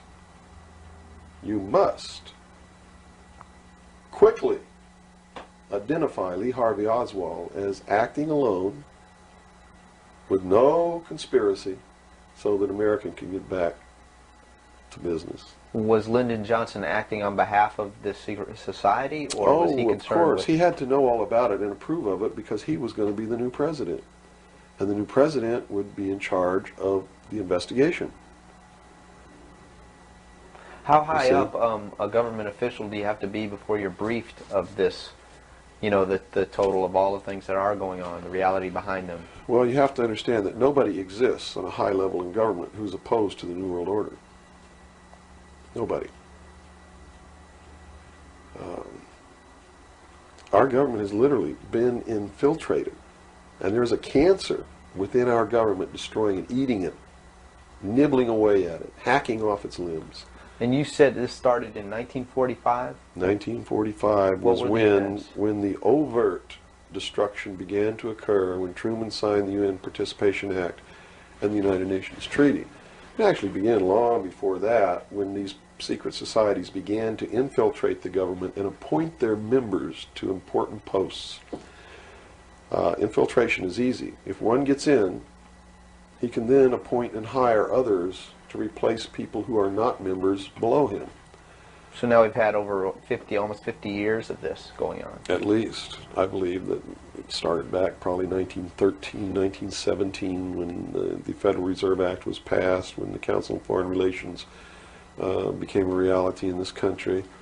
And you can, by diligent research and study, you can see when it happened, where it happened, who did it, and how it was done. It's apparent. When they say there's no conspiracy, I mean, we talk about a conspiracy. It started out as a conspiracy.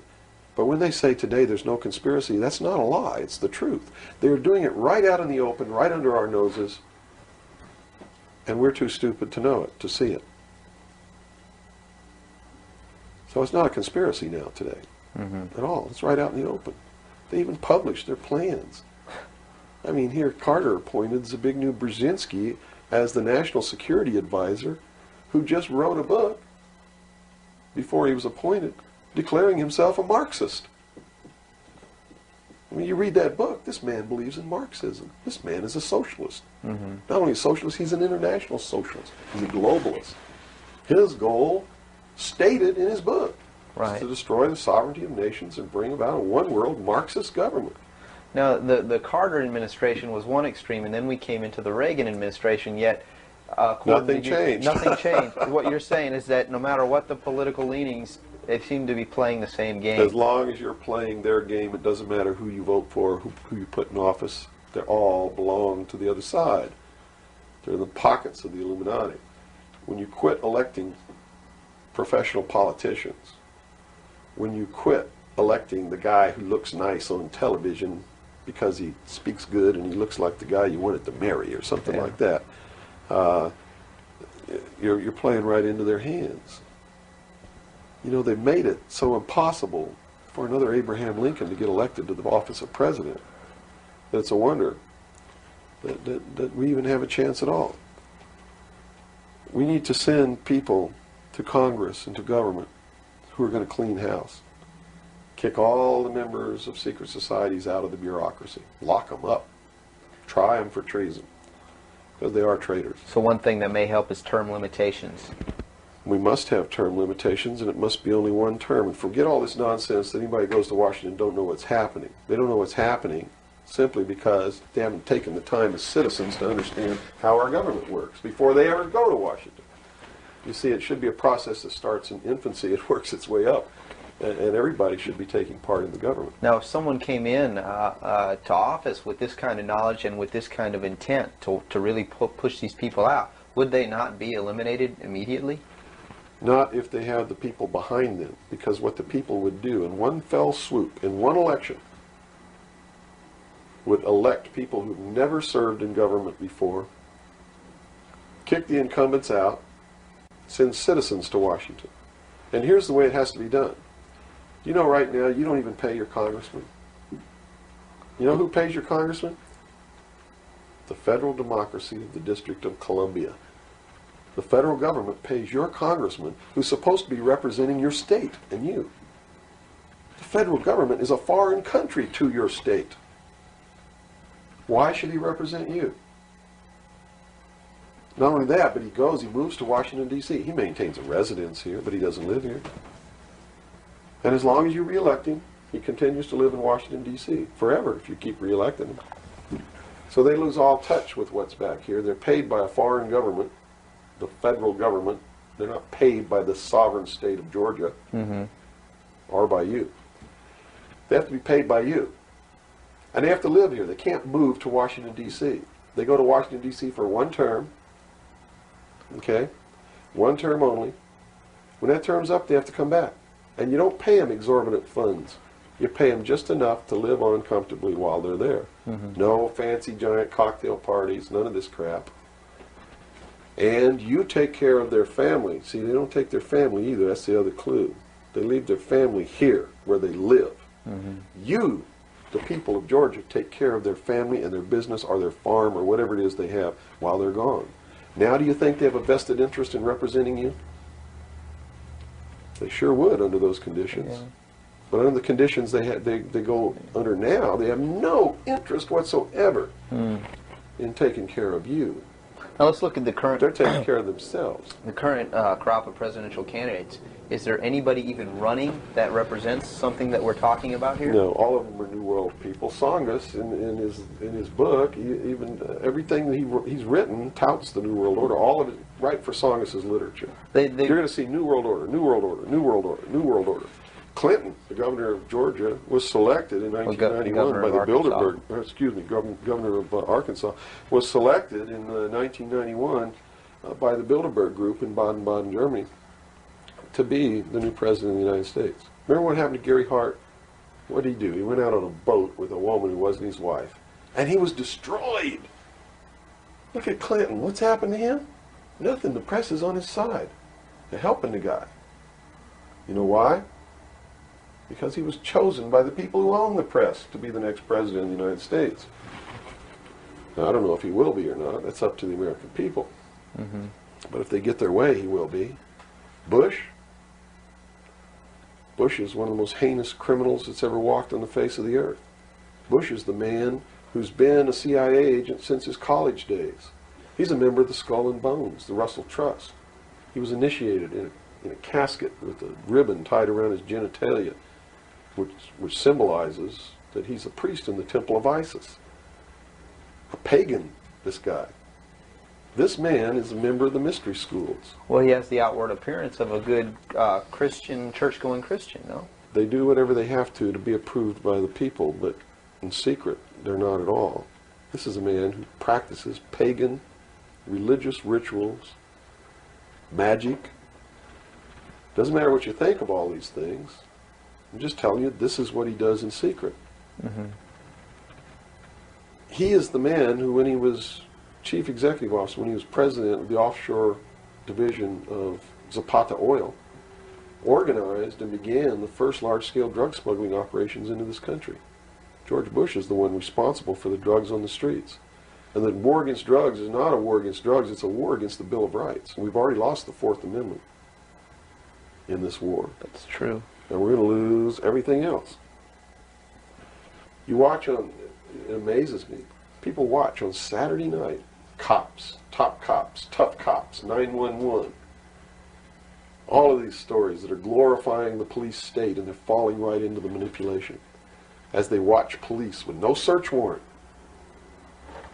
with no court order, break down people's doors, tear out their walls, rip open their mattresses.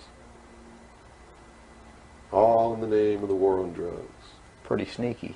It's pretty sneaky, all right. You see them stop people in the streets, and the guy's got $400 in his pocket. They don't press any charges. They didn't even have any reasonable suspicion to stop the person and search him. And what do? They take their money, and they don't give it back. And America's watching this. And the stupid idiots, yes, you stupid idiots, you sit there and watch it, not realizing that when you take away that man's freedom, you've also taken away your own. You see, because they can do the same thing to you. Just because you talk a way that they don't like you talking, or because you wear red shoes and they don't like red shoes, they can do the same thing to you. And under the new law, without a court order, without a search warrant, they can break down your door, they can rip open your mattresses, your couches, your walls, they can trash your house. All in the name of the war on drugs. And let's say they don't like the color of your shoes. All they have to do is drop a little pouch of cocaine in your living room, behind your couch, and find it and say, aha, you're a drug dealer. What happens then? Now they can confiscate your house, all your possessions, all your property, all your bank accounts, all your cars, boats, vacation cottages, whatever you have. And they can auction it off within 24 hours without ever even pressing charges against you. Without a court order, without due process, without just compensation. And there's not a damn thing that you can do about it. Not a damn thing. At least right now. At least right now. And the reason you can't do a damn thing about it is because you're the one who brought it about through your stupidity. You're mentally crippled. You're operating from a position of ignorance, apathy, abdication, irresponsibility. And we're losing our country, our freedoms, everything.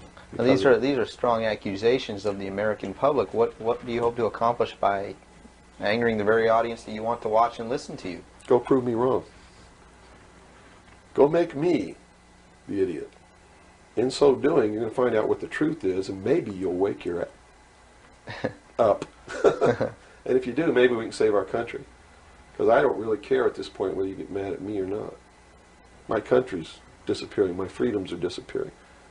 My daughter's going to live as a slave in the New World Order if you people don't wake up and help me. So, if I had a 2x4, literally, I would smack you upside the head with it. I don't care if you get mad at me. It's beyond that state. You know, I'm willing to put my life on the line. Why would I care if you get mad at me? Mm-hmm. You know? People say, well, don't you feel threatened? Don't you feel like your life is in danger? Are you kidding? You're the people who sent your sons and daughters to fight an illegal, immoral, unjustified war in the Middle East? And that didn't bother you a bit, that they might have got killed over there, and you're worried that I might get hurt or killed? Right here, really defending my country? Really fighting in defense of the Constitution? Right. You brought up the Persian Gulf War. That's something that's still on a lot of people's minds. Based on what you're saying, what was the reason for that war? They should feel really guilty. They should feel really bad about that. I mean, what about a Saddam Hussein that everyone seems to agree is you know, the evil man here, that we had the right to go in and punish, destroy, or whatever? Well, it's funny that the man who purported to want to destroy Saddam Hussein was the man who really built Saddam Hussein when he was in the Central Intelligence Agency. We have been building up Saddam Hussein's arsenal. His technology comes from us in the Soviet Union. We built him up to create that war. We did it for a purpose, and the purpose was, look at this. If George Bush knew what he was doing, how come he didn't know what he was doing? Here's what he said. We've got to send troops to the Middle East because we can't afford to pay $26 a barrel for oil. That's on tape. Next he comes out and he says, no, it's not about the price of oil.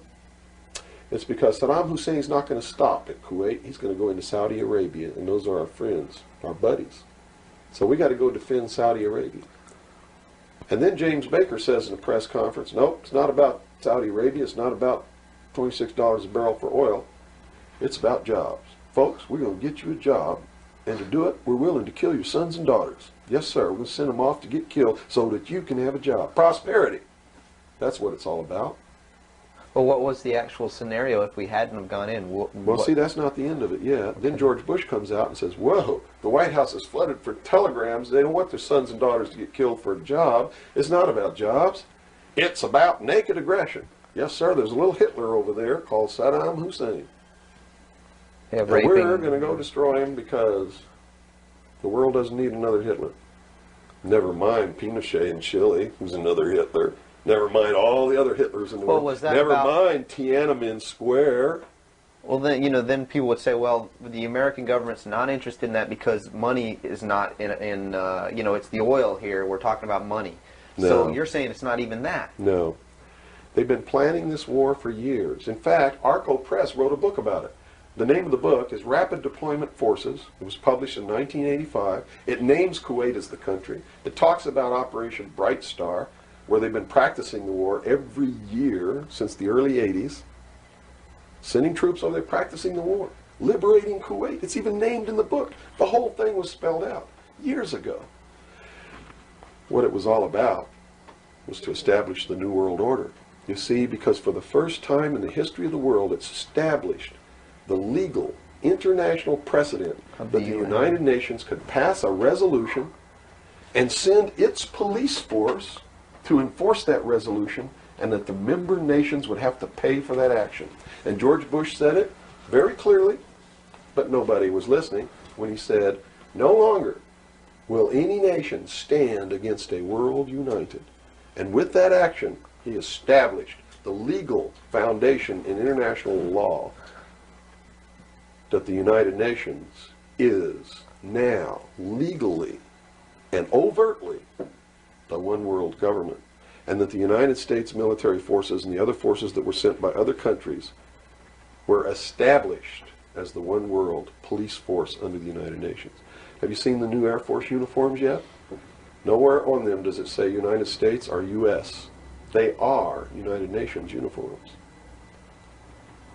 Go look at them. What role in the Middle East, again, does Israel play in this? Israel was created as the instrument to bring about the Battle of Armageddon and the fulfillment of prophecy, a war that will be so terrible, where nuclear weapons will be used, so that the American citizens and the other people in the world will get down on their knees and beg for no more war. And what is the answer to that? They're going to be told the only way we can guarantee no more war is if we destroy the sovereignty of nations and we come together as one humanity in a one world government. Right. Now I'm telling you, unless the American people wake up and stop it, starting in about 1996, the Battle of Armageddon will become a reality. Not because two nations got mad at each other and decided to fight, and that's why Saddam Hussein was not destroyed. He will be the instrument that will bring that to pass. Right. Yeah, they purposely Saddam did not Hussein- go in and do that. Saddam Hussein will be portrayed as the Antichrist. Babylon is in Iraq. Read the book of Revelations. Whether you believe in the book or not, read it, because the They're men playing who are it. bringing this about are using it as their script. Well, the UN did indeed charter Israel as a sovereign nation. They were the ones who created this state. That is correct. It was really created by Great Britain and the United States, with the United States being the major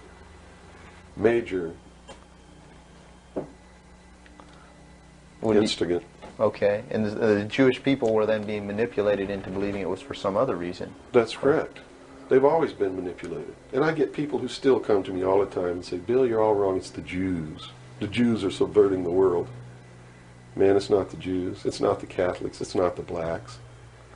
It's these men who belong to the ancient mystery schools, who meet in secret and decide the fate of the world. And they belong to all different races and all different nationalities and all different religions to the public point of view. But in secret, it's a different story. How about the European community? Here seems, based on your theory, another group of sovereign nations coming together to form one The government. European community, the EEC, was created by the Central Intelligence Agency, working through a lodge in Italy called the P2 Lodge. Propaganda 2 is the name of it, which is the intelligence arm of the Vatican, and Prince Bernhard, who is the leader of the secret World Council that controls these secret societies around the world, called the Bilderberg Group. And that's the truth of the matter. And well, during its creation, they just threw out Margaret Thatcher. She was really opposing this. Yes, she was, and that's why she got ousted. Okay. So did the Shah of Iran. So did Marcos. Anyone who opposes it gets ousted. That wasn't an overthrow of Marcos by the people in the Philippines. It was organized, instigated, and carried out by agents of the Central Intelligence Agency and the KGB. The overthrow of the Shah of Iran, our intelligence community is trying to tell us they didn't know anything about it. They didn't know what was happening. Bullshit. They organized it. They instigated it. They are the ones who caused it to come to pass. You see, because we didn't have a National Security Agency or a Central Intelligence Agency before the UN Participation Act was signed. And these organizations were created to bring about the one world government, the New World Order. And it had to be done in a manner that the people would not know that it was being done, and the only way they could do that was hide it behind the veil of national security.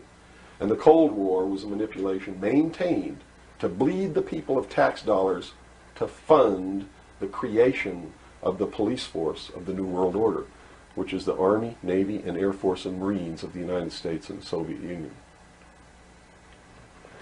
And the people didn't rise up in the Soviet Union and overthrow communism. It came from the top down because it had to be done. There has to be a bringing to the same level of all the peoples of the world to approximately the same political viewpoint, so there's not big disparity in order to be able to justify the merger of all these countries together. Well, who now is ruling the forces of the former Soviet Union? You have Yeltsin in now. As Gorbachev supposedly went down, but we're not sure about that. Well, let me tell you this. From the beginning, there was never any war between the United States and the Soviet Union. It was created by those at the top to fund the New World Order and the New World Order's police force. At the highest levels of all countries, they all belong to the same club. And we, the people, sit back and we watch this grand drama which is being played out for our benefit, not theirs. If it wasn't for us, they wouldn't even have to do any of this.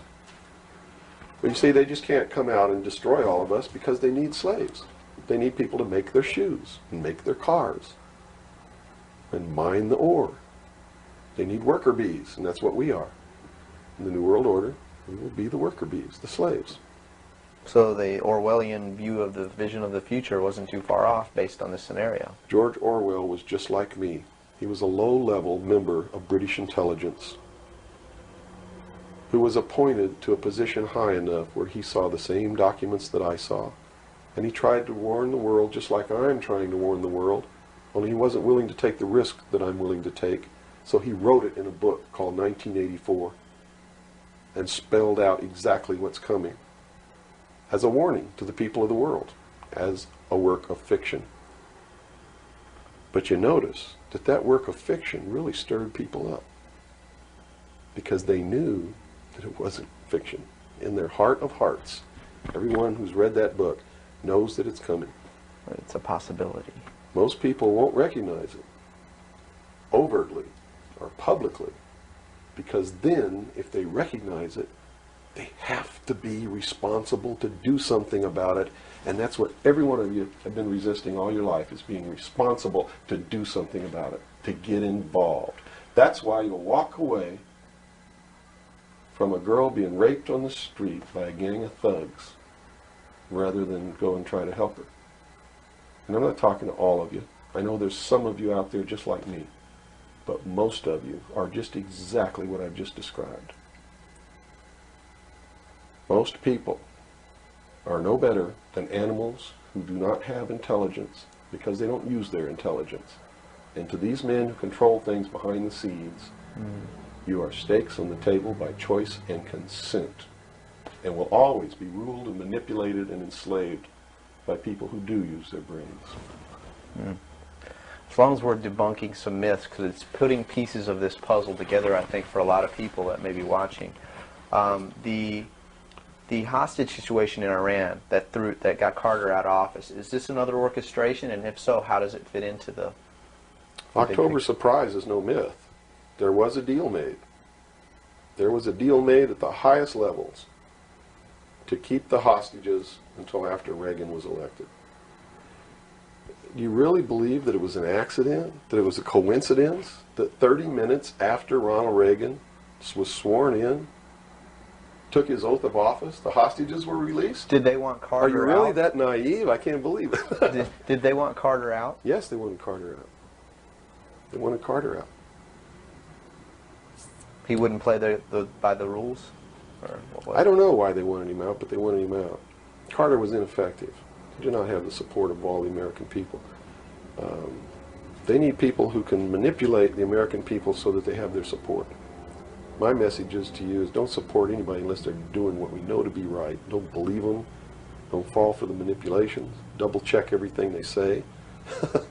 And that means you can't rely on the media as it is today either. Oh, of course not. All the media in this country, radio, television, and print, is all owned by 5 corporations. All of these corporations that own the media are owned and controlled, and members of the Council on Foreign Relations sit on their board of directors.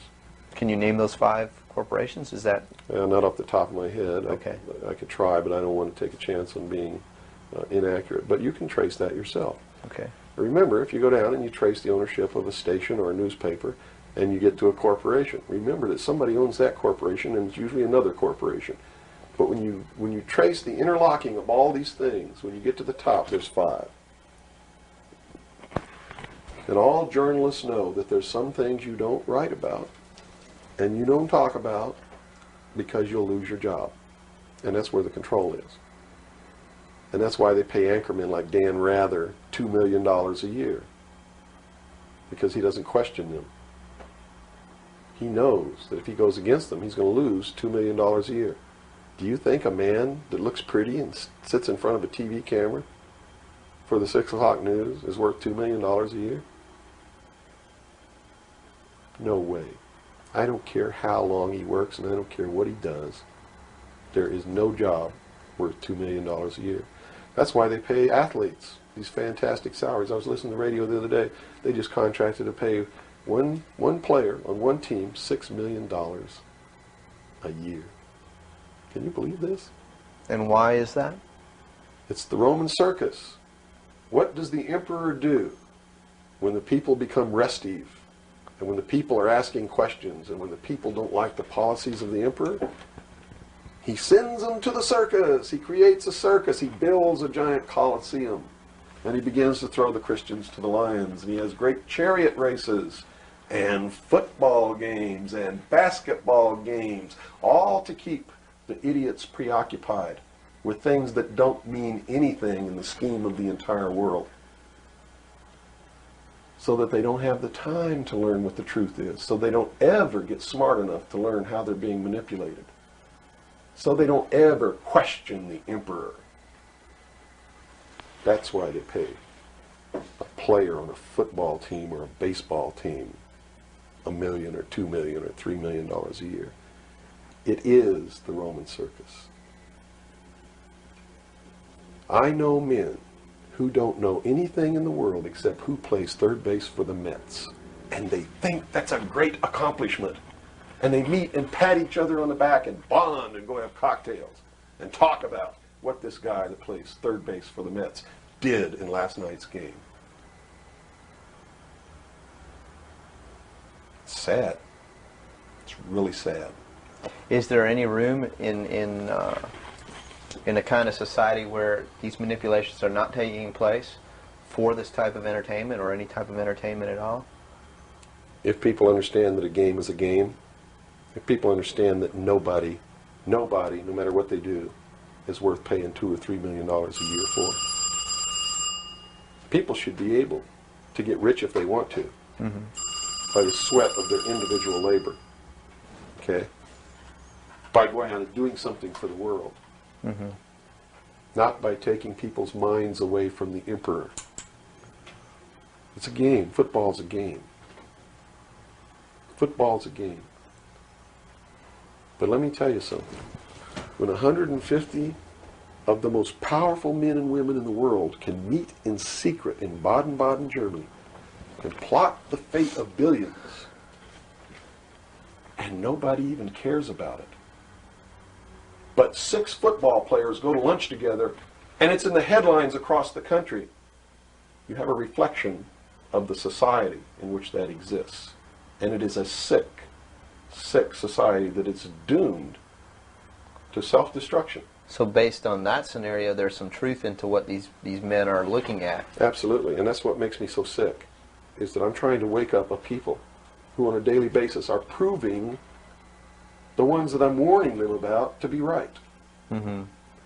Well, so that even though a minority, there are people out there that you recognize are awake to this, if they don't do something about it, they will lose that ability to be free in that way. That's correct. Whether they might think, well, I don't need to worry about it because I know what I know and I'm fine. That's It doesn't right. work that way. There's a connection here to everything. That is correct. That is absolutely correct.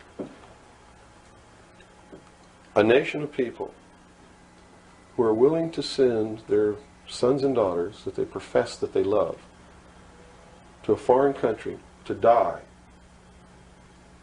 And they use the excuse to themselves that they're sending them off to defend our country, and they know damn well that's a lie,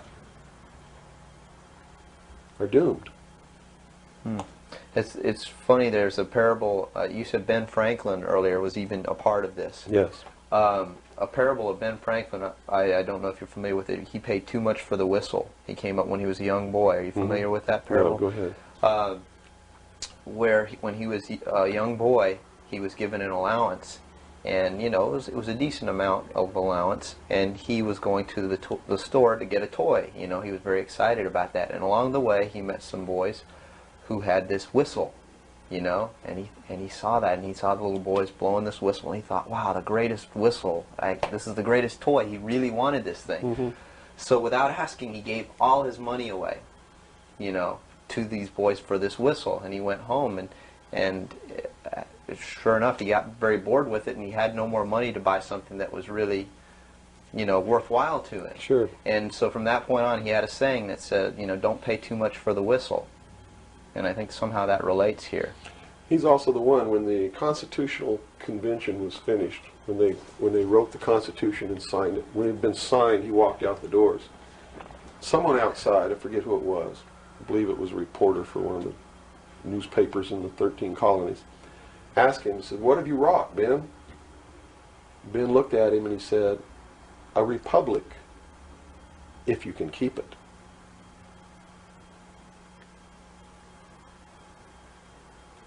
He knew. He did.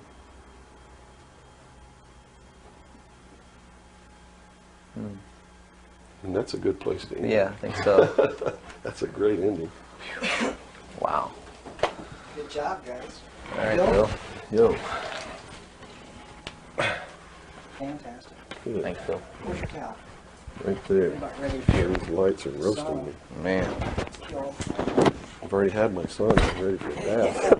You know, the major media is great at putting out the propaganda because, you know, this meme out there, this idea put out by the mainstream media that we have the people have no choice because, after all, you just can't let them fail.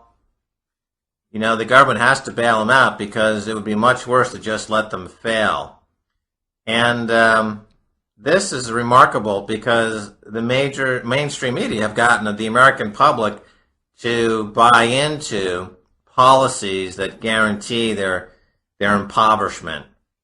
And it's just a testament to the triumph of mainstream media to push out any dissenting voice or any debate or any kind of public service that you would think would be inherently obligatory for a public airwave to adhere to. They've been, the public airwaves, which started out as a public utility more or less, have been, of course, co-opted by the corporate agenda, and now serve purely at the behest of the propaganda meisters in Washington and in the banking system, who put out these ridiculous, these ludicrous ideas that, oh, we just can't let them fail. And anybody who now has seen their monthly income drop by 90% due to the drop in short-term interest rates by the banking system, the people who are now starving because their monthly income has been slashed by 80 or 90%, these people have had their monthly income slashed for no reason other than to bail out these bankers. So when you say that, well, we couldn't let them fail, you have to understand that simultaneously you have to understand that you, the individual who's had your monthly income slashed, is where the money is coming from. You are subsidizing the Merrill Lynch bonuses and the Wall Street bonuses. And not only have you had your money stolen, but then you turn around and defend the crooks. And this has got to be the very nature of this whole idea of the Stockholm Syndrome, where the person who's been kidnapped falls in love with their captor. The American people have been kidnapped by the banking system, and now they're defending the banking system while the banking system steals their money in the form of driving interest rates low to bail out banks who have kept afloat this enormous slush fund scheme, unnumbered accounts that are simply there to launder money, launder losses.